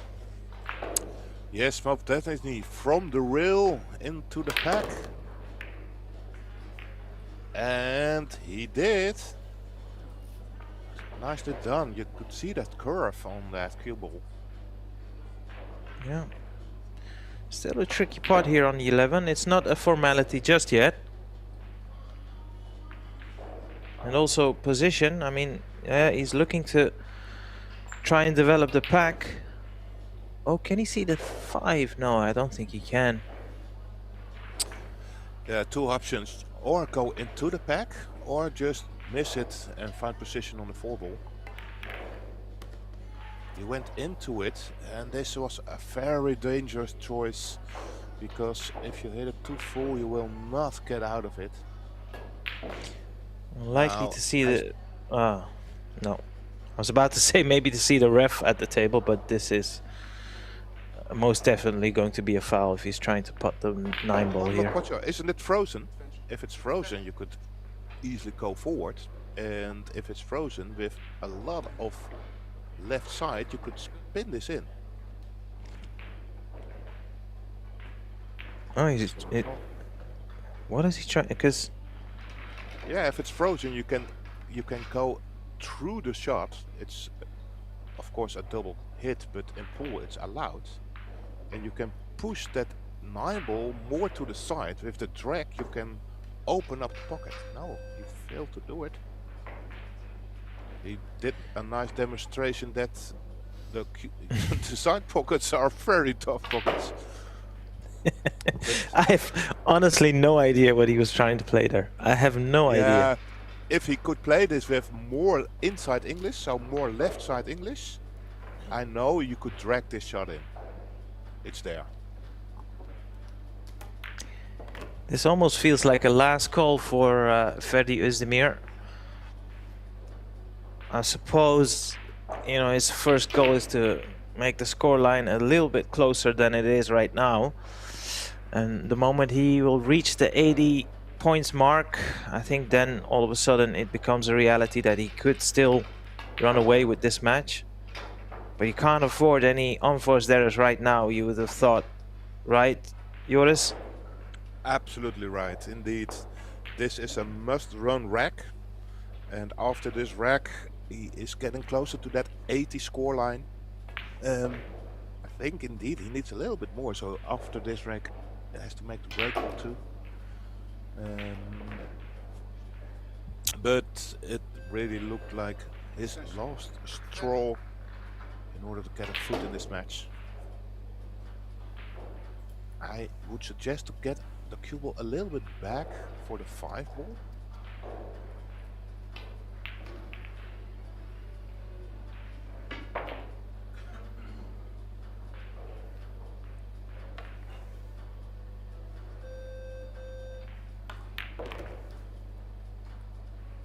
See a lot of body movement.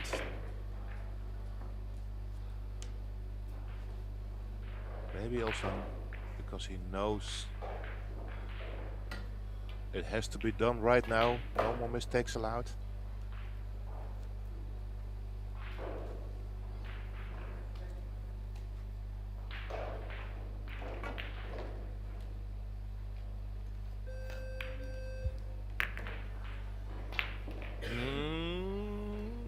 Doesn't like it. Well, of course he has some shot on that 9 ball, but he's going to have a hard time reaching it. I think he will have to use the spider. Can he reach it?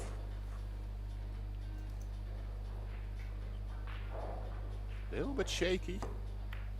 But he managed to make it. Well done. He can just develop the pack, you know, here on the 14 ball. I think he can get to the putting angle. Just develop the pack slightly.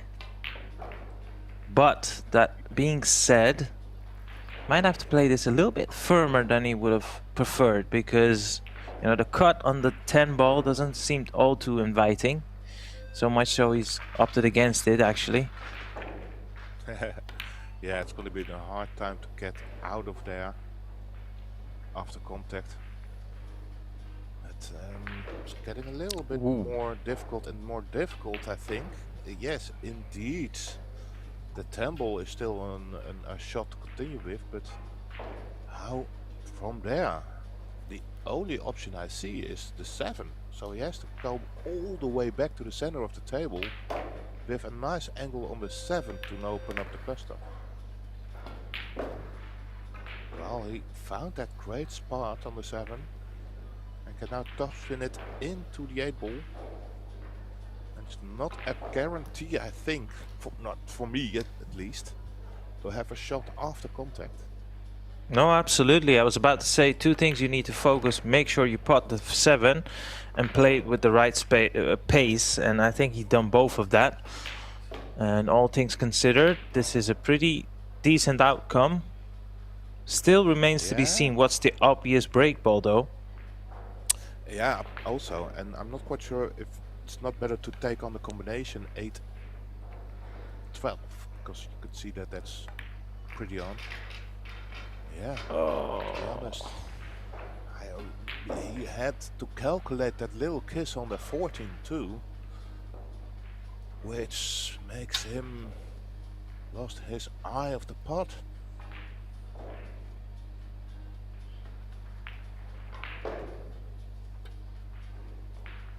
Yeah, this is an interesting one. He's maybe considering to leave the 1 and use it as a break ball. He could, but he didn't have to pot the 3 ball. Yeah, it's a bit risky.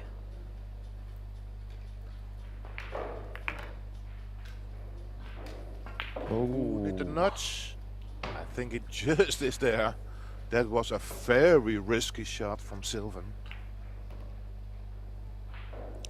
Again, I'm not quite sure if it was the right choice. I personally would have taken a combination, the 14 ball into the 1 and roll in with the cue ball into the 8 ball. In a dream scenario, you'd be able to just nudge the 8 to play position on the 12, or, well, I think he's just pushed the 12 far out enough to use it as a breaking ball. Yeah, that seems to be out of the rack pattern. Yeah, but it's a little bit low, isn't it, Arya? I'm not quite sure if it's still near the pack. Yeah, just out of the pack. Yeah, it's just out of. I can. It's hard to see, but I can just see the line of the pack. So it is just out of it. And you know the good news for him is he doesn't even have to run a full rack. So one good split, couple of balls wide in the open, and well, it's about connecting the dots really. 8 more pots needed. And the first one coming up right now.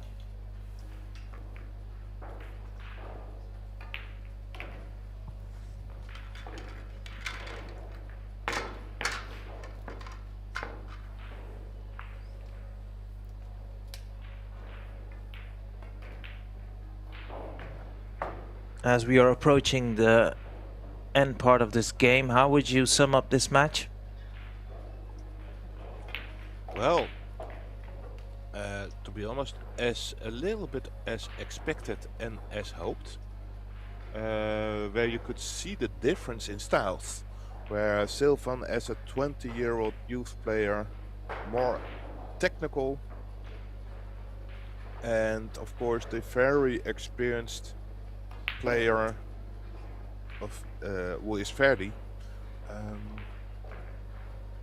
who is maybe a bit more pool smarter, and I really like to see a heads up against a youth player and a experienced player.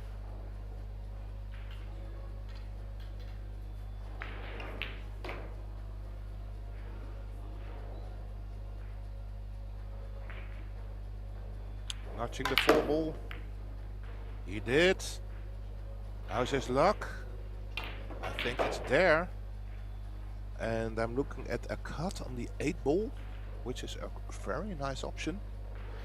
And last but not least, he has the 5 ball down the rail. But I think this 8 ball still goes. Is this the match winning opportunity?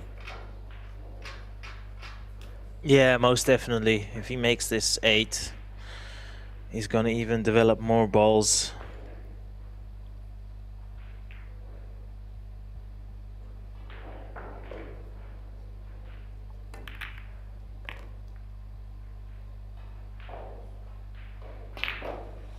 Right, I think that 4 ball is also available to the bottom left, or the 10 to the side pocket.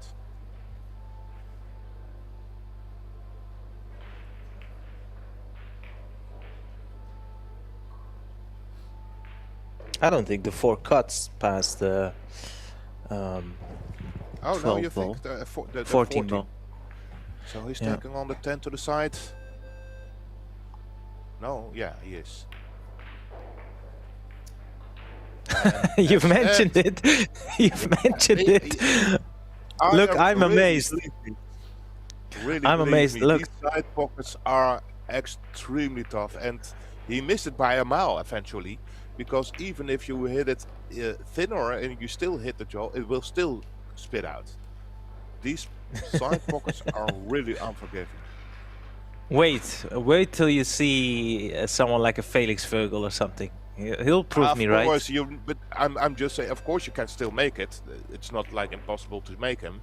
I'm just saying, if you are a little bit inaccurate on the side pockets, it will spit them out. Yeah, perfect example. You just saw that there. Yeah. Yeah, and it's just if it hits the jaw, these are really like bouncy and as I predicted, we're gonna see a lot of misses towards the side pocket, where you might be surprised that they miss it, but yeah. Well, I'm gonna say something now. Would it be a false statement to say Ferdi has to run out the match from this visit? To be honest, no. And I'm saying that if you run into the 80s, most preferably about 85 or 86, and you play a nice safety, you could really put the pressure on Silvin. So, especially in straight ball, no, I don't think. I think safeties are always a very strong weapon. And if you take a little look at Silvin, who's sitting in a chair, trying to stay composed and stay positive, it's really tough to stay that after such another miss, like what you felt like, oh no, I had such a chance to win this match. I should have, would have, could have. And that's a real nasty thought, which can block your whole, well, gameplay, isn't it? Yeah, exactly. Well, I remember Steve Davis saying, play like it means nothing when it means everything.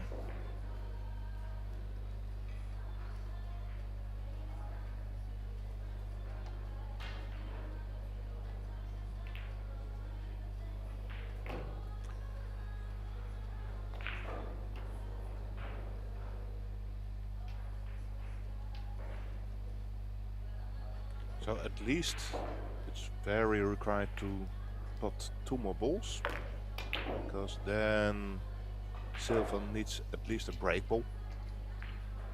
He comes back to the table. He pushed the 6 ball out of the rack, so that would be his break ball most probably. 15 to the top rail, back up for the 5.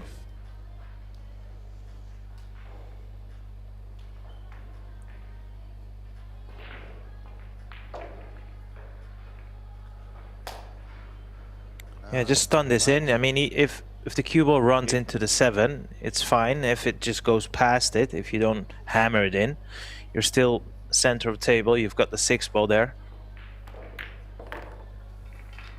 He's He gone wanted that. in between the gap. Oh boy. Oh, no. It's gone wrong. It's gone wrong.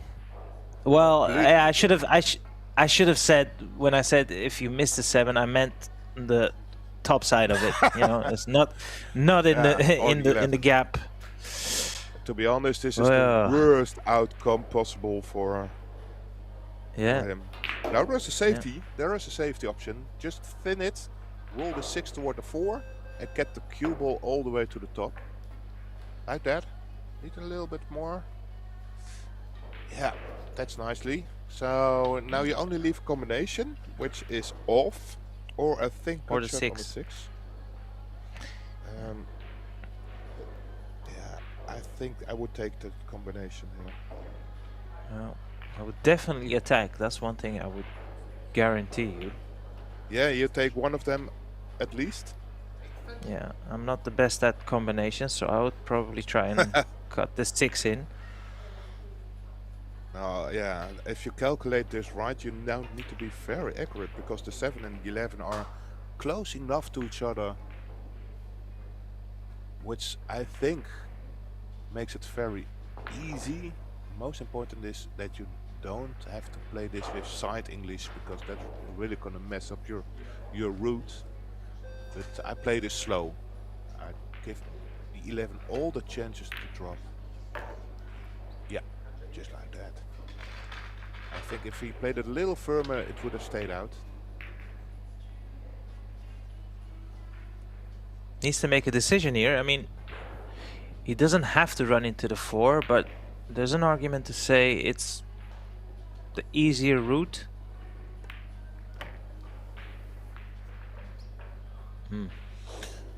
Yeah, so 7 ball. Just a shot to take on. And then of course some kind of an angle on the 4, which is fine. I wouldn't have liked to have a lot of angles, so I play this very slowly. A little bit too firm. A little bit more angle than I would have liked.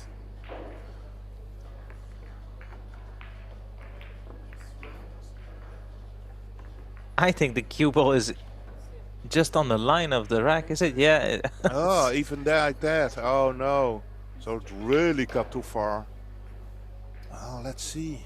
The referee's there too. So what's the rule? Even if it hits the even the side of the cue ball hits the line of the rack, it goes out, right? Yeah, if the rack you're using to lay down the balls is touching the cue ball, then that's where it goes back to the kitchen. So it was another twist. Really, yeah, indeed. This ain't over yet.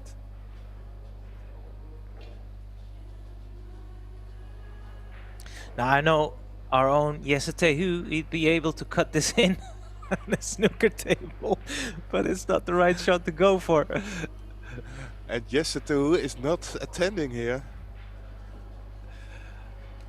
No, but it's a nice, yeah, you have a cut ball in hand from the kitchen here, so you can lay any angle you want. Most probably send the 4 ball backup table and roll the cue ball into the bottom of the pack. Now he's going the aggressive way. With only 4 balls remaining for this match, he's going the aggressive way. Yeah, well, I think that's the it's a good tactical decision. You're trying to open up the balls. You're only 4 pots away anyway, so when there is a safety battle and there is a tough shot on, you always feel like if you make it, that would be the key towards victory.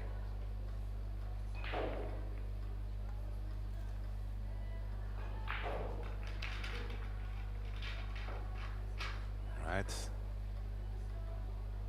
So nice response from Ferdi. And I'm not seeing a really good safety option here. only if you can place it right above that 4 ball, or frozen to that 4 ball.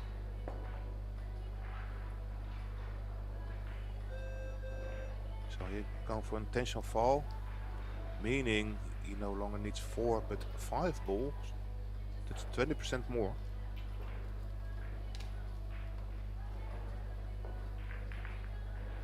Ferdi quite immediately will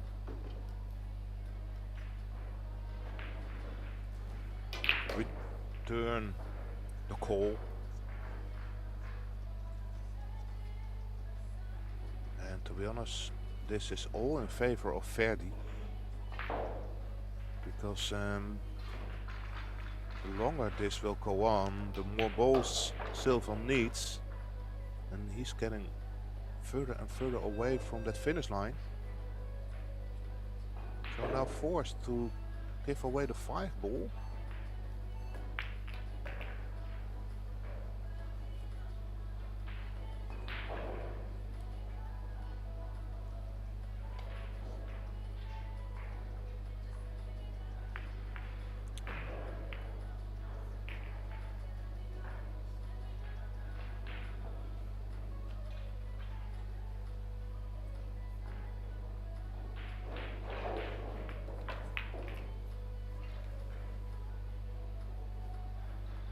Take on the 4 ball back to the pack.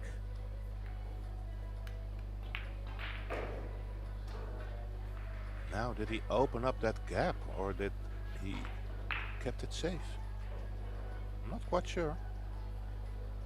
I don't think the 3 ball passes, or that he has enough side of that 4 ball to make it. I'm not quite sure. Well, maybe it does pass. The 3 ball passes. It did. And look at this. This is a nice cut shot on a 4 ball to go into the pack, isn't it, Arya? Absolutely. This should be game over after this shot. Well, you're absolutely not. Well, you're not guaranteed for a next shot, but I would smash it in. Oh, you hit it totally wrong. And I tell you what, Arya. Or he has to take on the combination 9-14, or he has to open them up. What would you do? I think the 9-14 is an option. Or do you think maybe the 6 ball is available? I would put the 5 into the pack, to be honest. Probably the wrong shot, but I would have I wouldn't have gone with the 8 for this reason. Yeah. For this reason. Yeah. Now, like you said, unless the 9-14 is a possible combination, he's put himself in a bit of trouble here. Might see another deliberate foul. I'm not quite sure the 9-14 is available now. I'm not quite sure if the balls have moved. He's now looking at making the 13, isn't that correct? Yeah, he's called it. I would have called the referee there, because these balls are not frozen. The referee. You would have called.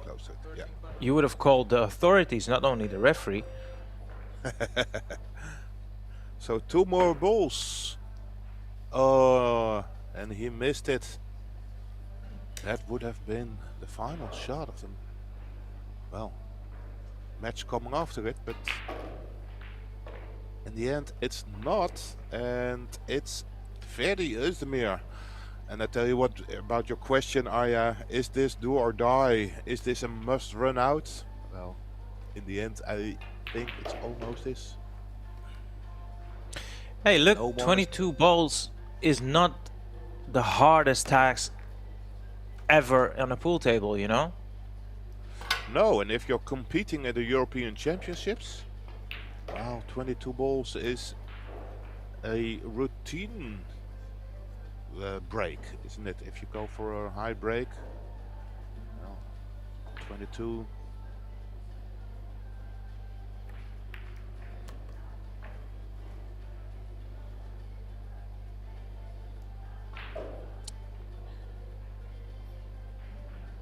And you've got quite a nice pattern to start with, because it's 22 minus 9, 10, minus 10. So that's only 10 more needed after this.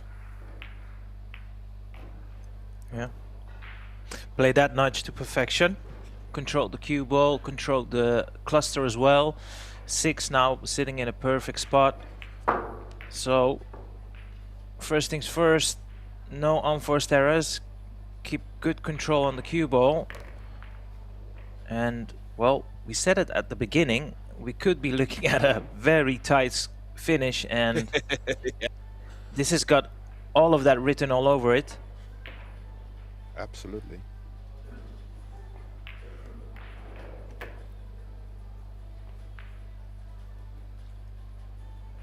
So indeed, you're watching a straight pool match, or as they also call it, 14.1 pool, because you first run 14 balls, and only when there is one ball remaining, the potted 14 balls return back to the rack, and it continues. We are playing a race to 100. So Silvin Startman from Swiss only needs 2 more pots. But as you can see, the Turkish player Ferdi Özdemir is at the table, trying to get to the finish line of 100 as soon as possible. Ooh, a lot of body movement. You saw that, Arya. He was sending the Twitchy ball. Yeah. Yeah, Really very twitchy. But as you, and I'm sure you would have agreed, the 2 ball seems to be the perfect penultimate ball to play position on the break shot. So needs to play this positional shot well, you know. Doesn't want to leave himself an awkward angle, and I think he's done that. Yeah, it is. So he might go to plan B and take on the 2 ball now. Yeah. Because the 2 ball doesn't pass the 6 to the corner. Yeah. So I would rather take the 2 ball now. But he's playing slow, rolling it to the corner with inside English. Yeah. I think it's way too difficult. I prefer to take the 2 ball now. Yeah. Yeah, that's With better. the tension on, I think being able to push the cue through with a bit more authority is the right way forward. So it doesn't leave a lot of it makes it a little bit more difficult, as to say, because he wanted some kind of an angle and he's fallen pretty straight, so now has to play 2 rails out. Yeah, going around the corners. Yeah, it's a nice angle. I like this angle, and I also he had think a that he can do this. Absolutely, but he had a similar type of angle of a break shot. Didn't really got close in that visit, so he'll have to really put his focus on making the 6 rather than, well, being too smart with a cue ball. Yeah, that format, must that's make where he missed, huh? That's the shot you mean? The shot where he missed his break ball? Isn't it, Arya? Yeah, it is. It is. It was a 5 ball, and yeah. this is a must-make shot. Absolutely. Needless to say. But isn't it also like, hey, if you make it, you win the match. If you miss it, you lose the match. This is key shot for the match. I mean, look, he needs to pot 11 balls. It's a yeah. Well, but you with this 11, it's he a has real to make opener, this. It's Yeah, called the extension, I believe. I think so too. But indeed, it's a bit sharper, so it's pretty similar to the former shot. Indeed, Arya. Yeah, You could less sharp. You could even use a little bit left spin just to help the object ball. Yeah. He makes it. Yeah, the 9 ball is potable. Yeah, absolutely. And you don't have to do anything with the cue ball, or at least I wouldn't have wouldn't do anything with the cue ball. And having said that, I mean, even he might be able to see the combination 1 to 5. That seems almost unmissable. If he's a bit reluctant to take this 9. Yeah, because if you don't do a lot with the cue ball, and you can see that the 9 ball is not really frozen to it, you've got a little bit of space. This should definitely go in. So 10 more balls needed, 9 more balls needed. So you see that cluster of 5, the 8, 10, 4, 12 and 11. He is going to need some balls out of that rack, that pack of 5. So a little bit work to do. Yeah, and by saying body movement again. in saying that, Joris, I mean, he had the perfect angle to just, you know, nudge them. Yeah. Yeah. And but I can answer that right now, Arya. You are right, but you could see that body language. That is a sign of nerves, which I can totally understand. And if you don't feel really nicely, then I can agree that it's not the right moment to take on the 7 into the cluster. You can see a little bit roll off there. yeah, he's got the 3 to the side if this 2 ball becomes tricky. Again, he has a nice angle for the 7 to run to draw it into that pack, but I can totally understand if you feel pressure, then that's not the right shot at the moment. But once he has to go in him. Yeah, it seems likely that he'll use the 14 ball, the green stripe, because why? Why would you? You would always need one of the balls in the cluster. Yeah. So if you can just make sure you leave yourself a good angle to, 1, split the pack, but also control the cue ball, that should seal the deal if he can keep his nerves together.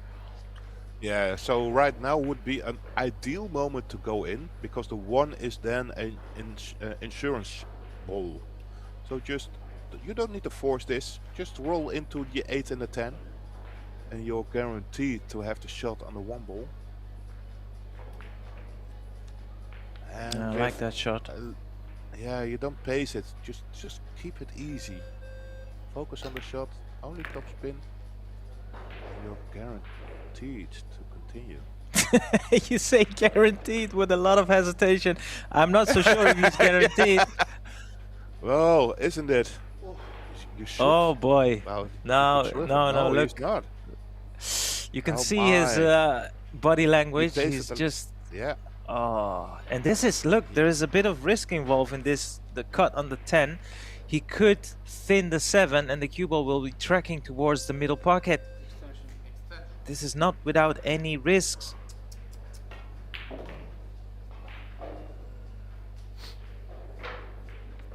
You can sense the pressure, and we're not even out there in the arena.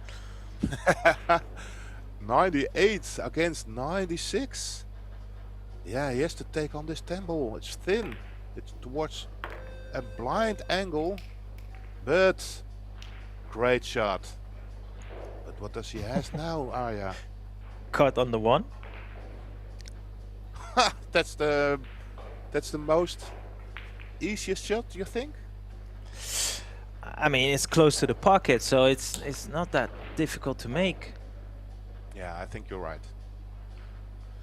3 balls, so he doesn't need to open them up. He could play short rail.